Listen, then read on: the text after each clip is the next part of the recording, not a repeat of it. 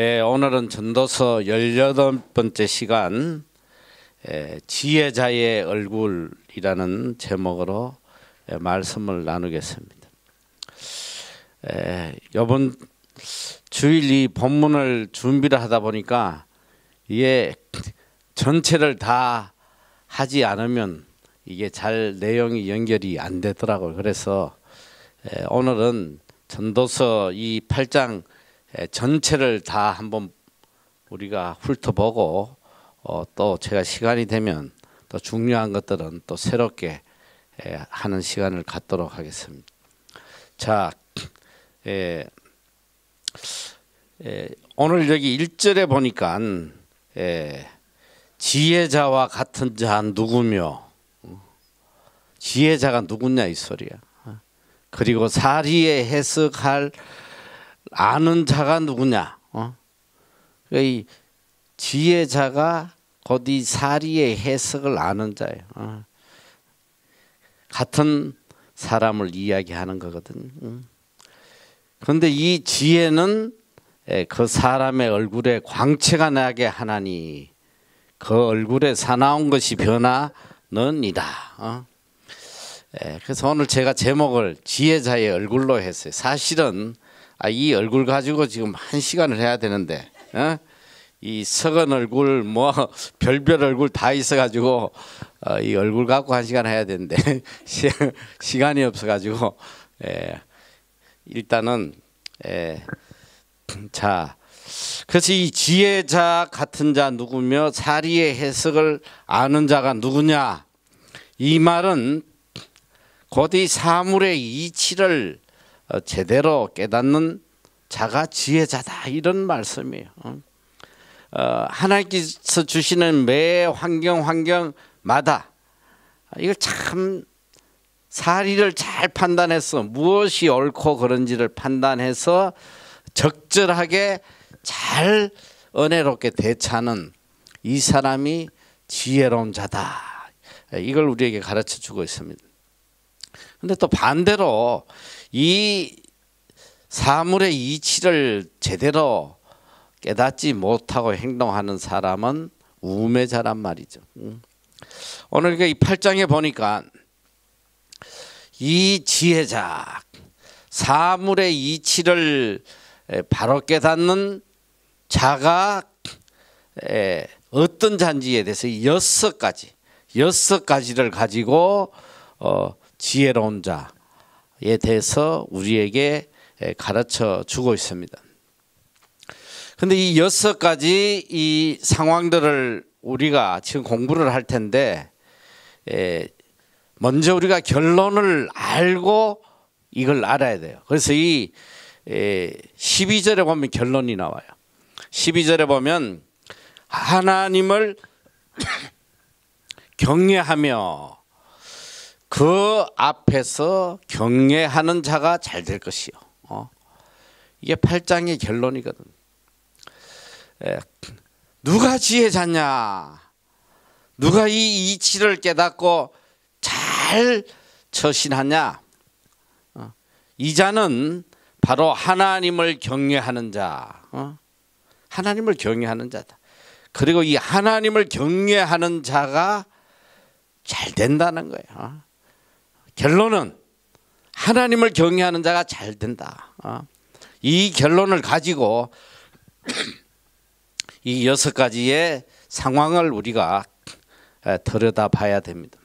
자, 첫째를 보니까 이 사물의 이치를 제대로 아는, 사리의 해석을 제대로 하는 지혜자가 해야 될 것이 뭐냐. 첫째 보니까 이 권위에 대한 거예요. 하나님이 세워주신 권위에 대한 질서의 원리를 잘 깨달아서 거기에 대해서 올바로 처신하는 자가 지혜로운 자다. 권위에 대해서 어떻게 처신하는 자가 지혜로우냐, 이 굉장히 중요한 말씀이에요.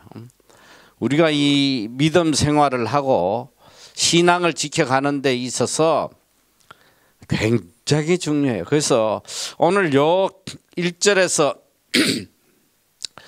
6절까지 말씀 권위에 대한 말씀인데 요거는 제가 오늘 아주 간략하게 넘어가고 다음에 한번 시간을 내서 이 그리스도인의 권위에 대한 신앙과는 어떤 것인지 다시 한번 공부를 하겠습니다. 자, 우리가 2절부터 한번 6절까지 한번 읽어보겠습니다. 자, 시작.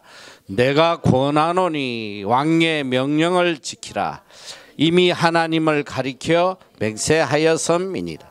왕 앞에서 물러나기를 거거이 말며 악한 것을 일삼지 말라. 왕은 그 하고자 하는 것을 다 행함이니라. 왕의 말은 권능이 있나니 누가 이르기를 왕께서 무엇을 하시나이까 할 수 있으랴.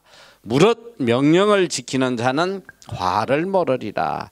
지혜자의 마음은 시기와 판단을 분별하나니 물은 무슨 일이든지 시기와 판단이 있으므로 사람에게 임하는 화가 심함이니라. 오늘 갑자기 느닷없이 왕에 대한 이야기가 나와요.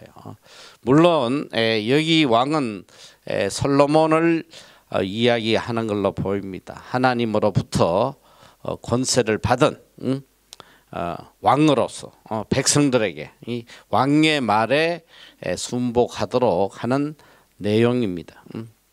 이게 권위에 대한, 지혜로운 자는 이 권위에 대해서 어떻게 처신을 하느냐. 우리가 이걸 바로 깨닫지 못하면 우리 신앙이 큰일 나버려요. 굉장히 중요한 말씀이에요. 그래서 이 권위에 대해서는 제가 한번 깊이 여러분들에게 말씀을 나눠야 될 것 같아요. 자, 이 지금 이야기하는 것은 하나님이 주신, 인간에게 주신 권위에 대해서 순복하라는 거예요. 왕의 명령에 순복해라. 권위에 대해서 순복해라. 근데 하나님께서 우리에게 주신 질서라는 게 있거든.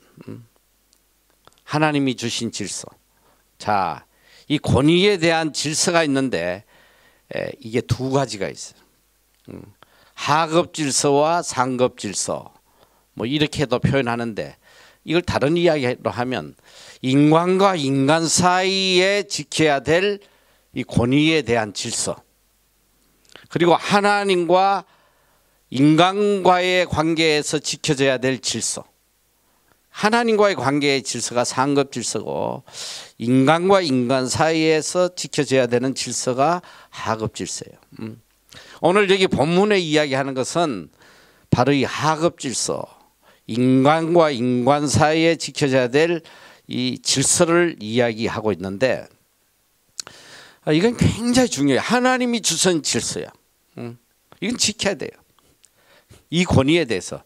자, 이 인간과 인간 사이의 이 권위에 대한 것은, 자, 첫째, 오늘 왕과 신하에 대한 질서를 이야기하고 있지만 또 부모와 자식 간에 지켜져야 될 질서가 있고 또 나이 든 사람과 젊은 사람들이 지켜야 될 질서가 있고 또 회사에 가면 상급자와 하급자가 지켜야 될 질서가 있고, 그러니까 우리 인간의 삶 속에서 반드시 지켜져야 될 이 질서가 있단 말이에요.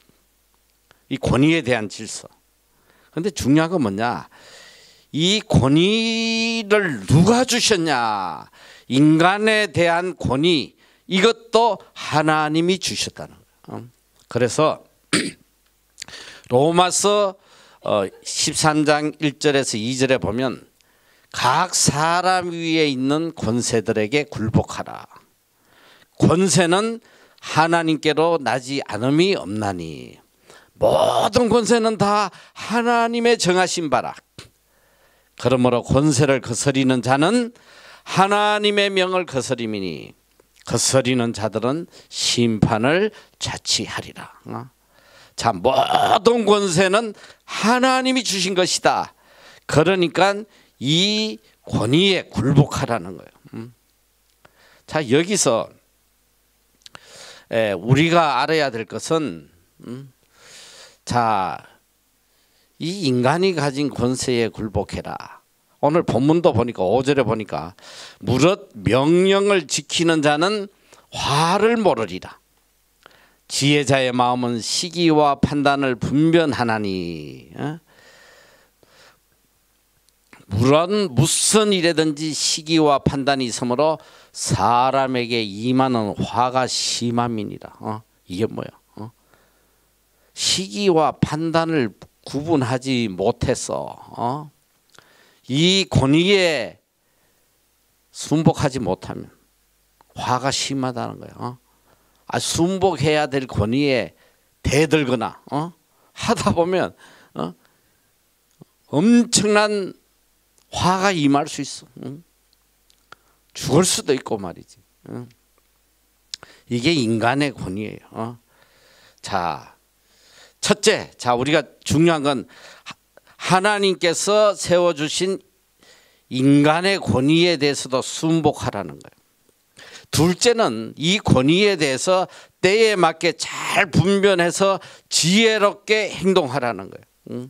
이거 뭐냐, 하나님의 세워주신 권위에 도전하다가 잘못하면 큰 화를 당한다, 이걸 이야기해요.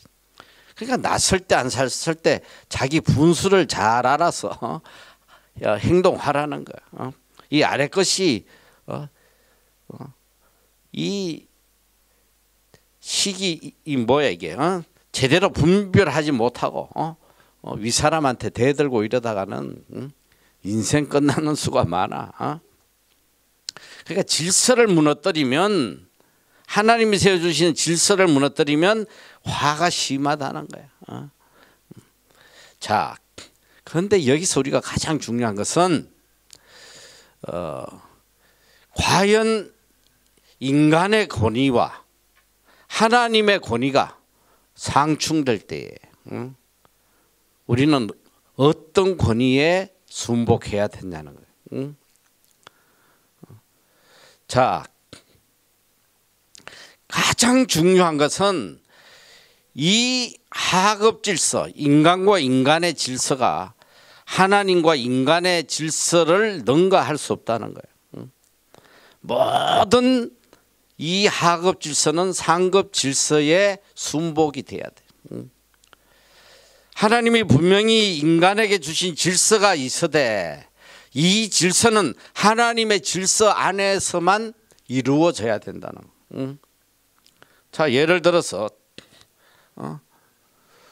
윗사람이 하나님을 못 섬기게 한다든지, 우리가 대표적인 예를 보면 다니엘과 세 친구가 왕의 권위에 도전하는 모습을 많이 보잖아요. 왕의 신상에 절하라고 그러는데 끝까지 절 안 하다가 화가 심하잖아. 불못불에 던져지고 사자굴에 던져지고 이런 화를 당하는 이런 일이 있단 말이야. 그러나 중요한 건 뭐냐, 참 신앙인은 이 상급 질서, 하나님에 대한 권위, 여기에는 목숨을 걸고 이 대항해야 된단 말이에요. 이거는 우리 이게 신앙이라는 것이, 세상 권위에 대항해서 목숨을 내어놓는 이런 하나님 권위에 대한 질서, 이걸 우리에게 알려주는. 자, 오늘 여기에서 알려주는 것은 지혜롭게 처신하는 게 뭐냐, 인간관계 속에서 지혜롭게 해야 할 처신은 하나님이 세워주신 이 하급 질서를 반드시 지키고 살으라는 거예요. 이게 지혜로운 사람이라는 거예요. 이걸 무시하고, 자, 자식이 부모에게 순복해야 되는 질서를 무시한다면 어떻게 되겠어? 부모님의 말씀에 말만 하면 대들고 말이지. 이거 어떻게 되겠어? 사회에 이런 질서가 있는데 그냥 사회의 질서에 무조건 반항하고 대들고 지 하고 싶은 대로 한다면 이게 우매한 자란 말이에요. 이런 자에게 임할 화가 심하다는 거예요. 그러나 이제 하나님의 권위에 대한 질서는 인간의 질서를 넘어선다는 거. 이게 바로 신앙이에요. 이게 절대적 믿음이란 말이에요. 그래서 이 권위에 대한 것은 제가 한번 시간을 내서 더 상세하게 우리가 어떻게 지혜롭게 이 권위에 대해서 살아야 되느냐. 이 하나님의 권위에 대해서 순복하려면 생명을 내놔야 돼. 생명을 내놔야 돼. 자, 오늘 이 본문에서 이야기하는 질서는 인간에 대한 질서에 지혜롭게 순복하는 이게 지혜로운 사람이다. 자, 첫째는 이 지혜로운 자는 이 세상 질서에 올바르게 처신을 한다. 둘째는 뭐냐면 7절부터 9절 말씀을 보면 사람이 장래의 일을 알지 못하나니 장래의 일을 가르칠 자가 누구이랴. 생기를 주장하여 생기로 머무르게 할 사람도 없고 죽는 날을 주장할 자도 없고 전쟁할 때에 모면할 자도 없으며 악의 행악자를 건져낼 수도 없느니라. 내가 이런 것들을 다 보고 마음을 다하여 해 아래서 행하는 모든 일을 살핀 적 사람이 사람을 주장하여 해롭게 하는 때가 있으며. 자, 여기까지. 이 말씀은 무슨 말씀이냐면 지혜자는 이 사리 판단을 할 수 있는 자는 장래의 일을 인간이 알 수 없다는 거, 이걸 깨닫는 자가 지혜로운 자다. 장래의 일을 어느 누구도 장래에 다가올 일을 알 수 있는 자가 없다는 거, 이걸 깨닫는 자가 지혜로운 자는. 왜냐?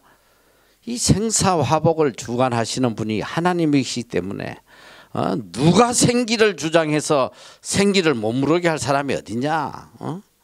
죽는 날을 주장할 자가 누가 있냐? 전쟁을 모면할 자도 악의 행악자를 건져낼 수도 없다. 이 너무나 평범한 진리인데도 불구하고 이걸 깨닫지를 못해요.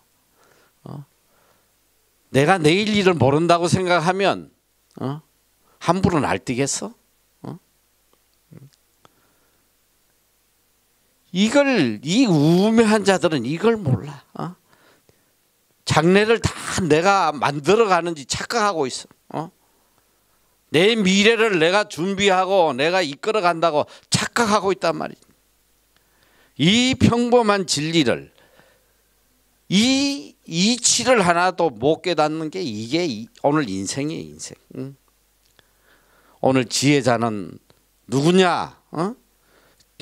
장래의 일을 알 수 없음을 깨닫는 것이 이게 지혜자다. 그리고 9절에 보니까 내가 이런 것들을 다 보고 마음을 다하여 해 아래서 행하는 모든 일을 살펴봤더니 지금 이 땅에서 일어나는 일들을 다 살펴봤더니 결론이 나오는 거야. 뭐냐? 사람이 사람을 주장하여 해롭게 하는 때가 있다. 이건 앞절에 이 세상 권위와 연결된 말이야. 사람이 사람을 주장하여 해롭게 한다. 나보다 높은 자들이, 나보다 권세 있는 자들이 봤더니 우리를 압제하고 괴롭히고 고통을 주고 해를 주는 이런 것들이 비일비재하다는 거예요. 여러분, 그렇잖아. 우리가 아무리 권위의 질서를 지킨다고 해가지고 내 삶이 행복하냐? 그렇진 않아요. 직장 상황을 한번 해봐. 얼마나 고통스러운지. 인간관계 때문에, 상하관계 때문에. 요즘 보니까 이야, 뭐 이 대기업 들어가려고 말이지. 인류 대학을 나가지고 몇 년을 재수하고 애써가지고 삼성이니 현대니 들어갔는데 그 좋은 직장을 1년도 안 돼가지고 그만두는 게 1년 안에 30%인가 뭐 내가 그걸 본 것 같아. 응? 왜 이렇게 좋은 직장을 그만뒀냐? 이 권위를 받아들이기가 너무 어려운 거야. 너무 나랑 맞지 않는 이런 사람들이 시키는 말을 순복하고 따라가기가 죽는 것만큼 고통스럽다. 어른들이 야, 우리 때는 그보다 더 심한 일도 참고 다녔는데 요즘은 애들이 왜 이래 허약해? 막 이렇게 야단을 치고 하는데 그 당사자들이 그런 이야기를 하더라고. 정말 너무 모른다는 거예요. 내가 회사를 가는데 죽으러 가는 것 같아. 막 가슴이 조여들고 막 숨을 못 쉬고 이렇게 가다가 내가 죽을 것 같으니 그래서 때려치웠다고. 사실은 이 해 아래 행하는 모든 일을 살펴보면 사람이 사람을 주장하여 해롭게 하는 때가 있다. 권위의 질서를 따라가다 보면 또 고통이 올 때도 있다는 걸 알려주고 있어요. 그리고 오늘 우리에게 들려주고자 하는 이 메시지는 뭐냐면 장래의 일을 알지 못한다. 그건 뭐냐면 이 권력의 유한성이에요. 아무리 왕의 권력을 가지고 해도 이 권력이 영원히 유지될 수는 없다는 거예요. 지금 그 권력이 나를 해롭게 하고 괴롭히고 여러 가지로 고통을 준다 할지라도 그 세상 권력은 무한한 것이 아니다. 언젠가는 없어지는 것이다. 그렇기 때문에 이런 인간적 권위 앞에서 두려워 떨고 이 권위 때문에 신앙도 팔아먹고 하나님도 팔아먹고 그런 사리 판단이 되지 않는 어리석은 삶을 살지 말라는 걸 또 깨우쳐 주는 거예요. 장래 일을 아무도 알지 못한다. 누가 장래 일을 알겠냐? 그리고 이 권력도 유한한 것이다. 때가 되면 다 사라진다. 그렇기 때문에 지혜자의 마음은 시기와 판단을 분별하나니 시기와 판단을 잘 분별해서 우리가 이 권위 앞에서 우리가 어떤 자세로 살아가야 될지 이걸 깊이 생각을 해야 돼요. 자, 이 세 번째로 보니까 10절에 내가 본적 아기는 장사 지낸 바 되어 무덤에 들어갔고 선을 행하는 자는 거룩한 곳에서 떠나 성읍 사람의 잊어버린 바 되었으니 이것도 헛되도다. 자, 이게 뭐냐? 이 세상의 불합리한 일들, 이 불합리한 일들이 만연하는 이것이 인생사다. 세상살이라는 걸 깨달으라는 거야. 자, 이건 무슨 뜻이냐면 악인은, 자, 이 악한 자는 끝이 좋아. 죽는 것도 아름답게 끝이 났어. 가족들이 잘 장사해서 무덤에 마지막을 아름답게 끝을 맺어줘서 켜놔봐. 자, 그런데 선을 행한 자는 이 선을 행한 자는 끝이 좋아야 될 거 아니야. 그런데 거룩한 곳에서 떠나 성읍 사람의 이전바 되었나니 이것도 헛되도다. 이게 뭐야? 떠돌이 생활을 하다가 어느 누구도 기억해 주지 못하는 그런 초라한 죽음을 맞이하는 그런 것도 있더라 이 소리야. 그런데 이게 다 헛되다는 거야. 악인이 뭐 그냥 호화롭게 장사 지내고 마무리가 잘 되든 또 선인이 이름도 없이 비참하게 죽어가든 이것도 다 헛되다는 거야. 이게 별로 중요한 게 아니다. 이것이 좋고 나쁜 판단의 기준을 지금 사람들은 어떻게 판단하냐? 이 세상적 기준에서 판단하는 것. 이 땅의 기준으로 이 악인은 이 끝이 좋게 끝났다. 선인은 비참하게 끝났다. 인간적인 판단으로 세상적 기준으로 판단하기 때문에 이게 아무 의미도 없다는 거예요. 다 헛되고 헛된 거예요. 그러니까 어떤 기준에서 우리가 인생사를 바라보느냐. 이 불합리한 일들이 만연하는 이런 세상임을 이게 당연하다는 것을 깨닫고 살아가는 게 이게 지혜로운 자예요. 이게 사리를 분별하는 자란 말이지. 자, 그런데 자, 우리의 인간의 기준으로 보니까 이해하지 못할 이런 일들, 악인이 잘 되고 악인이 형통하고 뭐 끝이 좋고 이런 것들. 자, 12절에 보면 거기에 대한 답이 나와요. 자, 죄인이 100번 악을 행하고도 장수하거니와. 야, 이거 얼마나 이게 불합리해.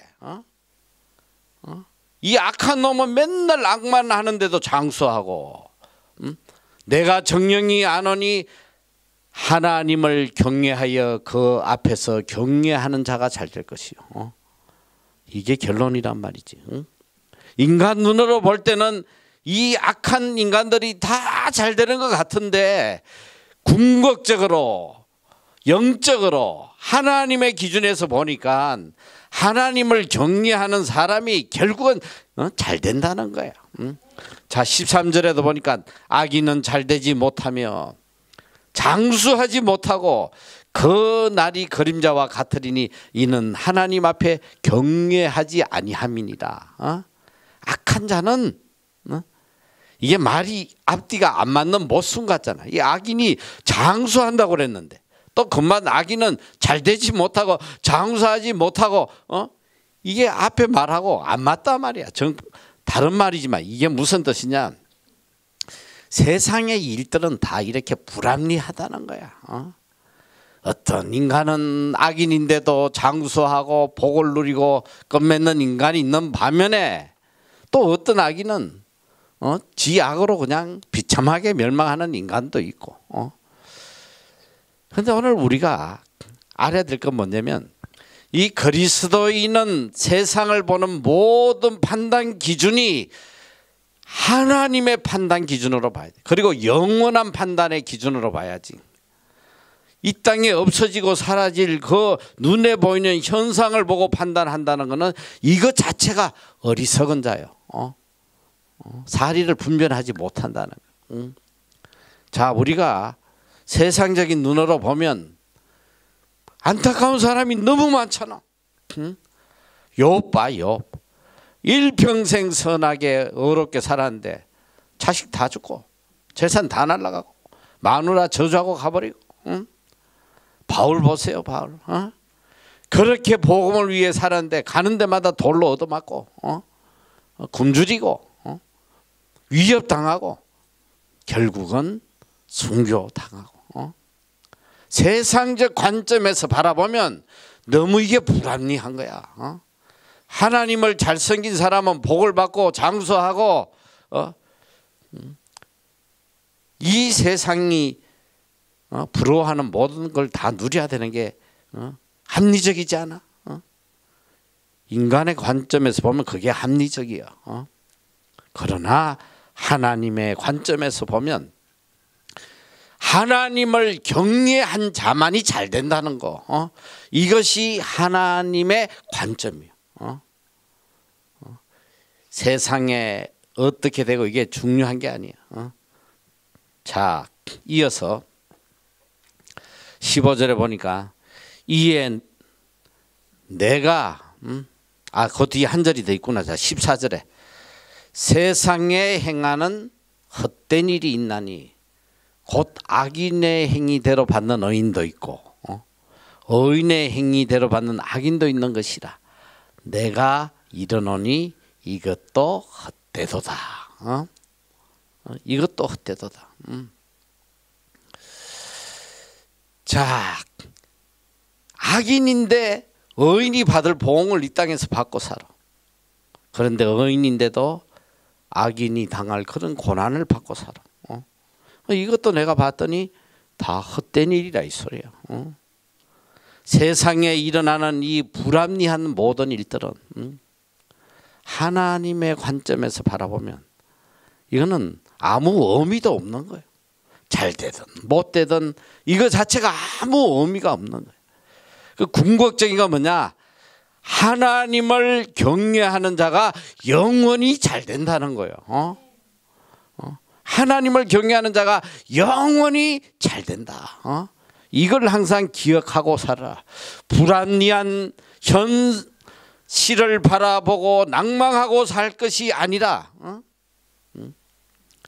궁극적으로 하나님을 경외하는 자가 가장 복된 자가 된다는 거, 이 진리를 놓지 말고 살라는 거야.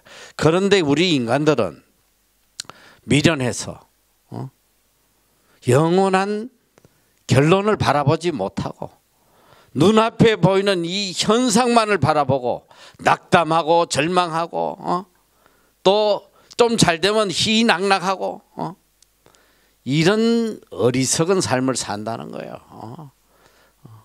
오늘 우리 삶도 그렇잖아. 뭐 세상께 뭐 좀 잘되고 돈이나 몇 푼 벌리고 하면 할렐루야 하고 막 그냥 하나님 살아 계시니 웃자니 젖자니 해제기다가 좀 그냥 실패하고 말이지 좀 어려운 일이 있으면 뭐 하나님은 안 계시니 뭐 별 잡소리들 다 하고 말. 이게 오늘 우리 현실이야.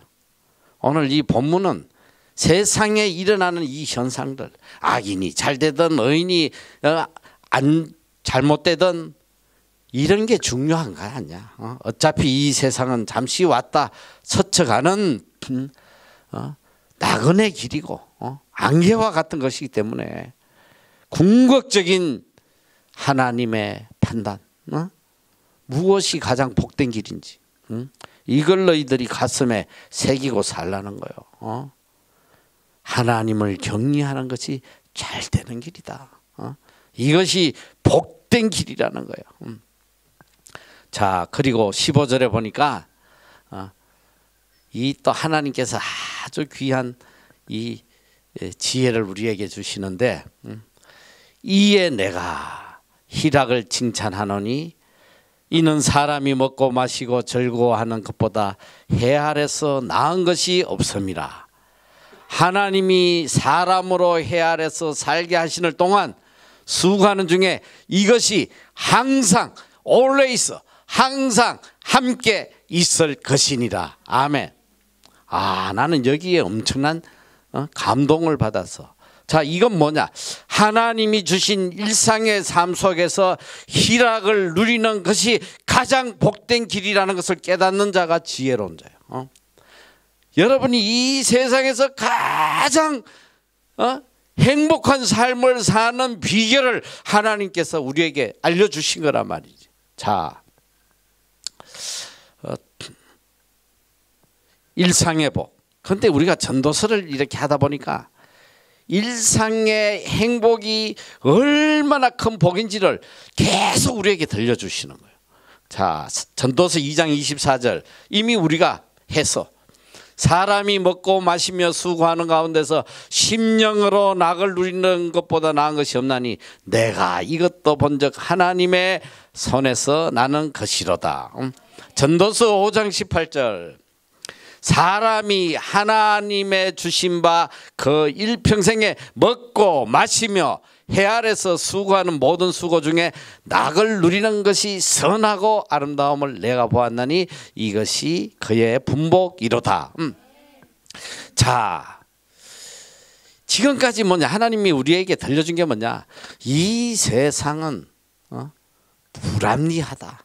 너희들 눈으로 볼 때 도저히 이해할 수도 없고 받아들일 수도 없고 깨달을 수도 없는 불합리한 상황이 연속되는 그런 곳이다. 이 불합리한 상황을 바라보면서 낙담하고 절망하고 하나님을 떠나는 그런 어리석은 삶을 살지 말고 지금 나에게 주시는 가장 큰 복, 일상의 행복을 누리며 하나님을 경외하며 살라는 거예요.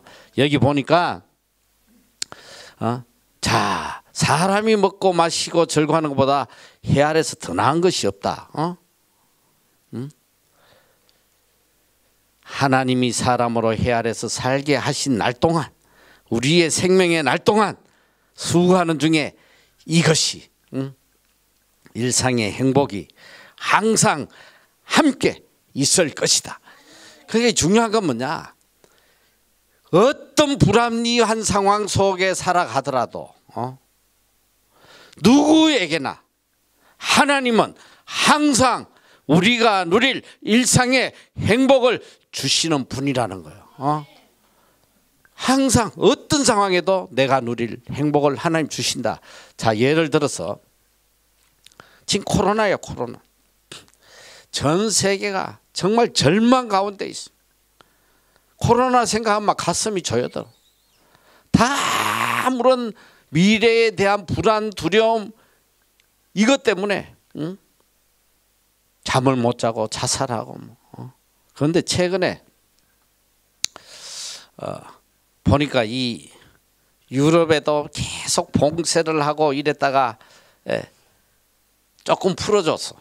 조금 카페도 뭐 몇 시부터 몇 시까지 할 수 있다. 이랬더니 사람들이 이 카페에 와글와글 해요. 그 전부 앉아서 친구도 만나고 이러면서 커피를 마시면서 그분들이 하는 이야기가 그래. 야, 이 행복이 얼마나 큰지 모르겠다는 거야. 이렇게 좋은 사람 만나서, 친구 만나서 이 커피 한잔 하는 이 행복이 얼마나 큰지 이걸 이제 평생 살면서 처음 느꼈다는 거지.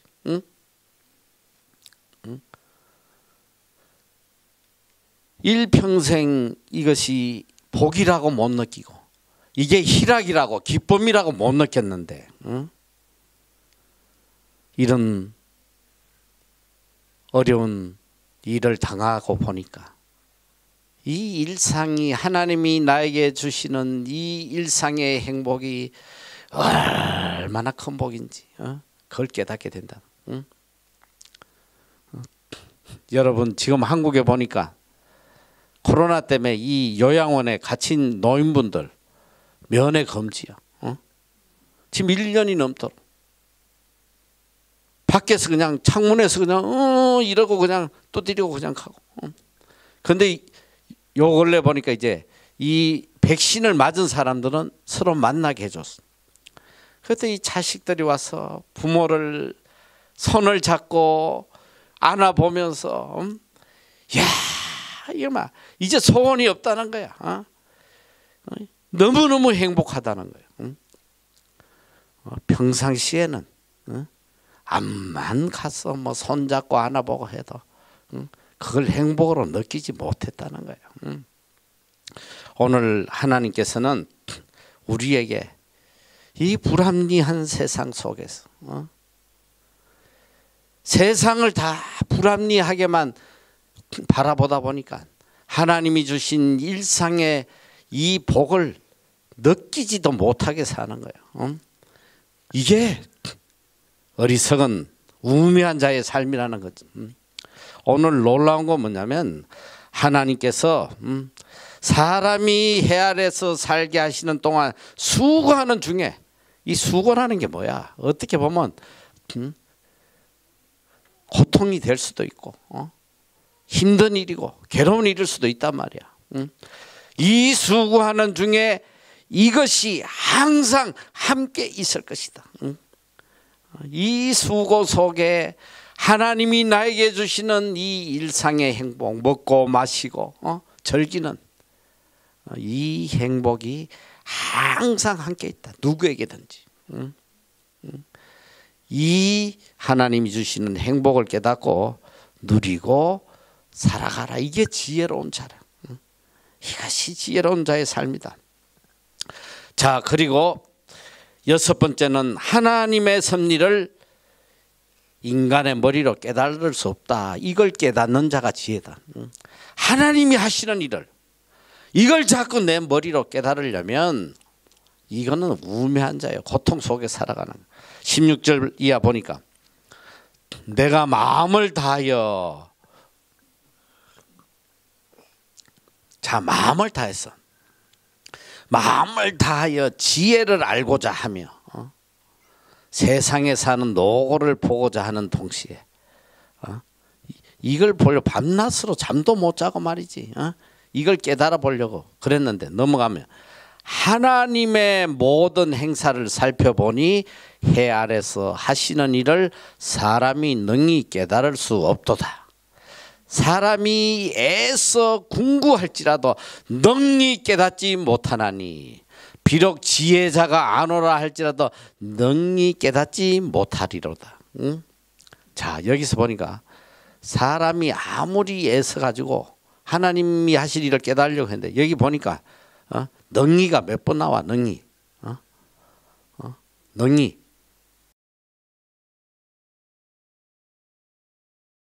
자, 세 번째, 하나님의 모든 행사를 살펴보니 해 아래서 하시는 일을 사람이 능히 깨달을 수 없다. 이 강조하는 거야. 세 번이나 강조하고 있어. 능히. 아무리 애써서 궁구할지라도 찾아보려고 발버둥을 쳐도 능히 깨닫지 못. 비록 지혜자, 자칭 지혜자라고 할지라도 능히 깨닫지 못해. 그리고 넘어가서 또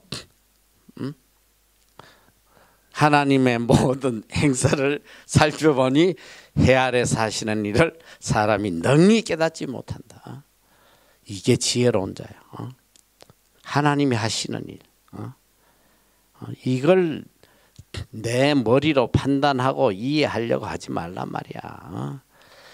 이거보다 어리석은 인간이 없어요. 하나님이 하시는 일을 인간이 어떻게 알아? 뭐가 옳으니 그러니 뭐 왜 악인은 뭐 장수하니 선인은 왜 비참하니 그런 것도 몰라. 우리는 궁극적인 하나님의 뜻이 뭔지 모른단 말이야.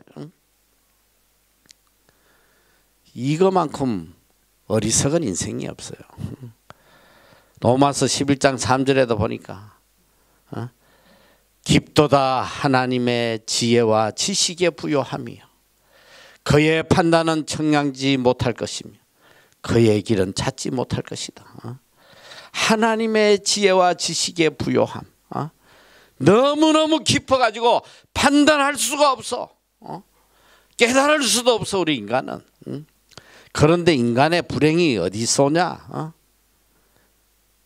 내 이 좁은 머리로 하나님을 깨달으려고 하니까 하나님이 주신 모든 상황을 내가 판단하고 내가 결정하고 내가 옳고 그러니 뭐 하고 낙담하고 절망하고 뭐 이런 짓들이 너무 어리석은 자들의 짓이라는 거야. 지혜로운 자는 뭐냐? 모든 상황을 그냥 하나님의 섭리로 받아들이면 돼. 나에게 어떤 상황이 오든지 이것이 옳은지 이것이 나쁜지 이런 거 따질 이유도 없어요. 어떤 상황 속에서도 묵묵히 순복하며 뭐만 생각하냐? 오직 하나님께 영광. 나에게 주어진 이 상황 속에서 어떻게 하면 하나님께 영광 돌릴까? 그래서 우리가 배웠잖아. 전도서 7장 13절에 보면 형통한 날 주시면 어떻게? 기뻐하고 공고한 날 주시면 생각하는 거야. 하나님께서 왜 이런 날을 주셨는지 깊이 생각하고 하나님의 뜻을 찾고 형통한 날이든 공고한 날이든 그저 하나님을 경외하는 삶만 살면 된단 말이야. 이게 지혜로운 자야. 하나님을 경외하는 삶 사는 거. 자, 그래서 이 8장 전체를 이제 뒤돌아보면서 1절을 다시 돌아가는 거야. 자, 1절.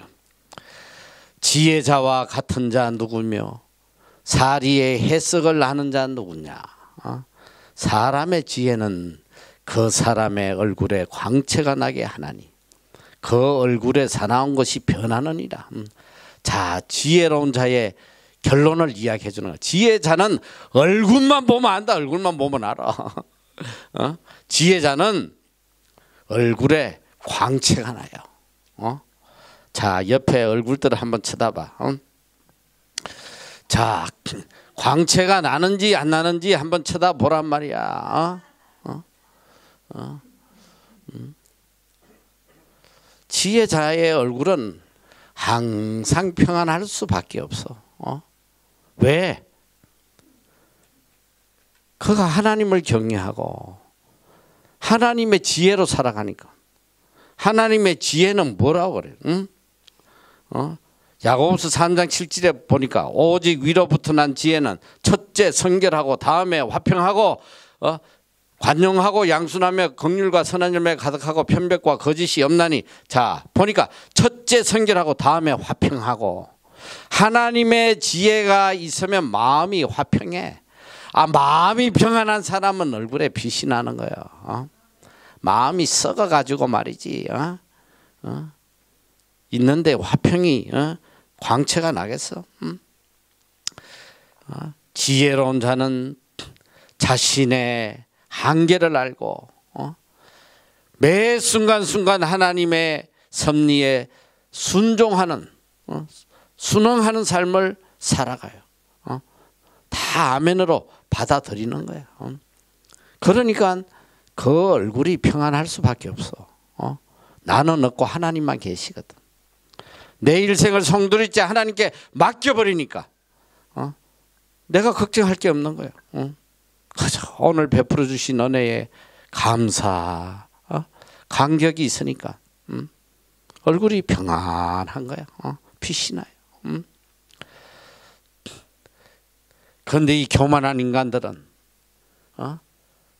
티끌 같은 이런 머리를 가지고 하나님을 이해하려고 하니까 이 마음이 평안할 날이 없지. 맨날 그냥 불평, 불만, 원망이 가득해. 얼굴의 광채는 마음에서 나오는 거예요. 마음에서 나온단 말이야. 그런데 여기 보니까 1절에 보니까 지혜는 그 사람의 얼굴에 광채가 나게 하는데 그 얼굴에 사나운 것이 변했다. 하나님의 지혜가 내 마음에 들어오니까 과거에 그렇게 살았던 얼굴이 이렇게 광채가 나. 반대로 하나님의 지혜 갖고 인간의 지혜로 살아가는 인간들의 얼굴이 사나워. 보기만 해도 그냥 괴로워. 다가가기가 싫어. 무엇이 옳은지 뭐 그런지 사리 해석도 못하니까 맨날 마음에 번민과 고통이 가득 차 있어. 그리고 그의 눈에는 하나님은 안 보이고 이 불합리한 상황만 보이는 거야. 불합리한 세상만 보이니까 맨날 불평 원망이야. 세상을 원망하고 정치를 원망하고 부모를 원망하고 말이지.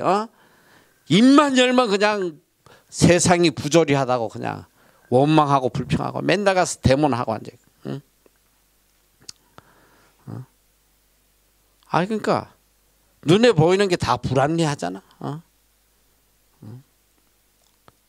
지혜로운 자는 그 불합리 속에서 하나님의 섭리를 발견하고 하나님을 경외하고 살아가는데, 이 우매한 자는 이 불합리한 상황을 보면서 계속 정오로 가득 차 있어. 그러니까 얼굴이 썩는 거야. 그리고 맨날 대모하는 사람도 얼굴 봐봐. 그 얼굴이 평안해 보이는 사람 누가 있어? 성경이 알려줘요. 이러한 자는, 이런 세상적 지혜를 가진 자는, 야고보서 3장 15절 보니까 이러한 지혜는 위로부터 내려온 것이 아니요 세상적이요 정욕적이요 마귀적이니. 이 세상적 지혜로 사는 사람, 인간의 지혜로 사는 사람은 그 사람이 어떤 사람이냐, 세상적이고 정욕적이고 그 다음에 마귀적이다. 마귀 새끼다 이 소리야. 얼굴이 마귀 새끼야. 세상의 지혜로 가득 찬 인간의 얼굴은 마귀 새끼. 이 발음을 잘해야 돼. 상시어서로. 마귀 새끼. 그러니까 이 얼굴이 사나울 수밖에 없어. 그래서 인간은 그런 말이 있잖아. 나이 40이 되면 자기 얼굴에 책임을 져야 된다고.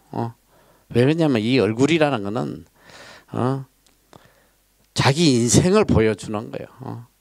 내가 어떤 삶을 살았는지 그걸 보여주는 거예요. 그리고 내 마음을 보여주는 것이고 또 내 신앙관을 보여주는 거예요. 교회는 열심히 나오는데도 보면 마귀 새끼 같은 얼굴을 가지고 나오는 권사도 있고 장로도 있고 평생 신앙생활 했는데도 왜? 맨날 교회 와서 싸움 박질이나 하고 목사나 그냥 쫓아내려고 그러고 그러니까 그 얼굴이 마귀 새끼같이 변하지 않겠어? 그래서 인생관을 보여주고 신앙관을 보여준단 말이야. 지혜자는 하나님의 지혜를 사는 사람 얼굴에 광채가 나. 즐거움이 가득해. 늘 일상의 행복을 누리고. 이 스펄전 목사님의 유명한 예화가 있어. 세계의 가장 명설교자인 스펄전 목사님, 어느 날 신학교에 가서 강의를 하는데 신학생을 앉혀놓고, 자 여러분들 앞으로 여러분들이 이제 목회 현장에 가서 천국과 지옥에 대해서 설교를 해야 되는데 여러분 표정을 잘 해야 된다고. 천국을 증거할 때는 얼굴에 기쁨과 환희와 행복이 가득 찬 얼굴로 설교를 하면 된다. 지옥을 설교할 때는 어떻게 하면 되냐? 지금 여러분의 모습으로 하면 돼. 지금 여러분의 모습으로 설교하면 된다고. 그랬다는 거 아니야. 평생 신앙생활 하면서 얼굴은 썩어가지고 누가 그래? 총 맞은 얼굴이라고. 아니 어느 목사님이 계속 그랬다고. 설교하러 강단에 올라오면 천마디가 그랬댔지. 총 맞은 얼굴 좀 피하라고. 제발 총 맞은 얼굴 좀 하지 말라고 이랬다는 거 아니야. 얼굴은 내 신앙을 보여주는 거야. 얼굴에 광채가 나야 돼. 이게 믿음의 사람이야. 참 어떤 사람은 얼굴만 봐도 사실 은혜가 되는 사람이 있어. 얼굴만 봐도 내 마음이 그렇게 평안해. 그런 사람 전도 안 해도 저 사람이 그리스도인이라 그러면 나도 교회 가고 싶다 이래요. 얼굴은 총 맞은 얼굴. 이걸로 예수 믿으세요. 복음 전하면 야 니나 예수 믿고 얼굴 좀 펴라. 그게 무슨 마귀 새끼 얼굴로. 오늘 참 귀한 말씀이야. 지혜자가 누구냐? 지혜자가 누구냐 이 소리야. 그 얼굴에 광채가 나는 사람이 지혜자다. 성경에도 보면 출애굽기 34장 29절에 보니까 모세가 이제 하나님께 40일 검색하고 금시가 법궤를 받아서 내려올 때 그 내용이 모세가 그 증거의 두 편을 자기 손에 들고 시내 산에서 내려오니 그 산에서 내려올 때에 모세는 자기가 여호와의 말씀하였음을 인하여 얼굴 거풀에 광채가 나나 깨닫지 못하였더라. 모세 얼굴이 광채가 난 거야. 왜 광채가 났냐? 여호와와 말씀하였음을 인하여 여호와의 말씀이 그의 마음속에 임함으로 그의 얼굴에 광채가 났다. 하나님의 지혜가 내 마음에 있으면 얼굴에 광채가 난단 말이지. 오늘 말씀대로 우리가 이 사리의 해석을 잘하는 사리 해석을 어떻게 하냐?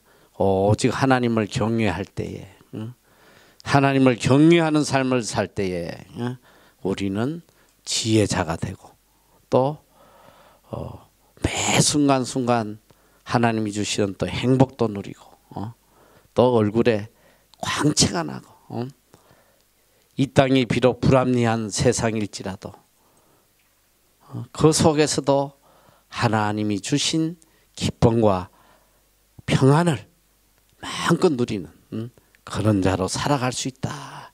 이것을 오늘 우리에게 들려주고 있습니다. 이 말씀대로 승리하는 여러분 되시기를 축원합니다. 기도하겠습니다. 사랑의 하나님 감사합니다.